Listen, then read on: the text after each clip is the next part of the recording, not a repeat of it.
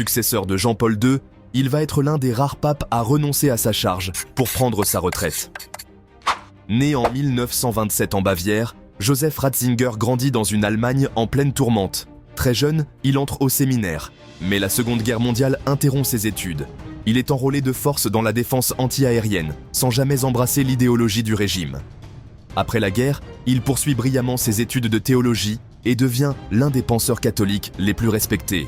En 1977, il est nommé cardinal par le pape Paul VI et devient ensuite le bras droit de Jean-Paul II en tant que préfet de la Congrégation pour la doctrine de la foi, faisant de lui le gardien du dogme. Il est en réalité un homme réservé, passionné de musique classique et profondément attaché à la foi.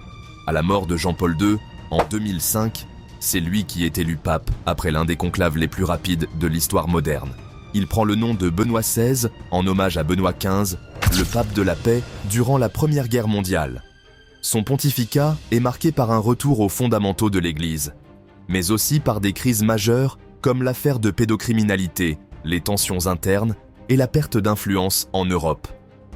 Conscient de ses limites physiques et spirituelles, Benoît XVI crée un séisme mondial en 2013, lorsqu'il décide de démissionner, un événement presque inédit dans l'histoire de l'Église.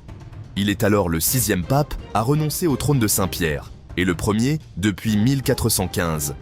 À l'issue d'un conclave inédit, c'est le cardinal Bergoglio qui est élu pape sous le nom de François.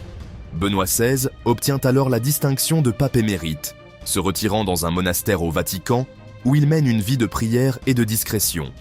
Il s'éteint en décembre 2022 à 95 ans, faisant de lui le pape ayant vécu le plus longtemps dans l'histoire de l'Église. Il laisse l'image d'un intellectuel profond, d'un homme de foi, mais aussi d'un pape qui a eu le courage rare de reconnaître ses propres faiblesses et de prendre sa retraite pour le bien de l'Église.